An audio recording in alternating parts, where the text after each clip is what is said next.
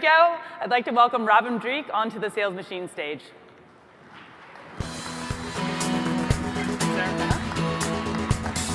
Hey, afternoon, everyone. How's everyone doing? I apologize. I had to bring my water with me. Just got over a cough, so hopefully it's only 25 minutes. We can hold up, I hope, right?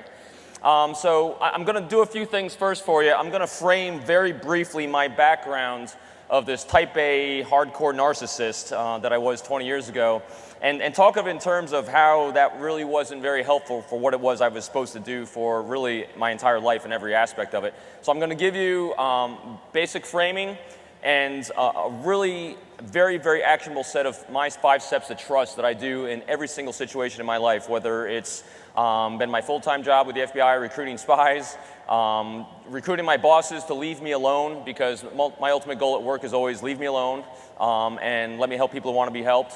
And most importantly, I have 2 teenagers, well, almost a 20-year-old now, college and high school, and I tell you, if you can communicate effectively and inspire trust with your teenagers and they hand you their cell phones and you can start texting for them to their friends, you got it down.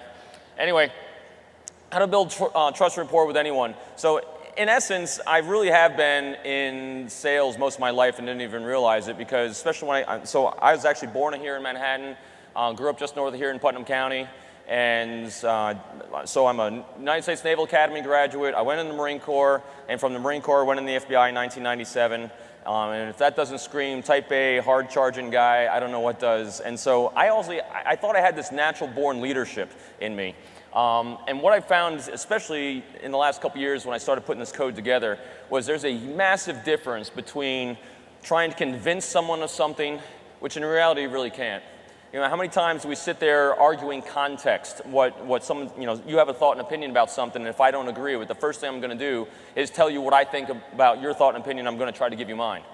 So even if that's your goal to, get your thoughts into their mind or get them to take an action on your behalf, we spend so much time trying to convince people that we're right rather than reversing it and thinking in terms of how can I inspire them to want to.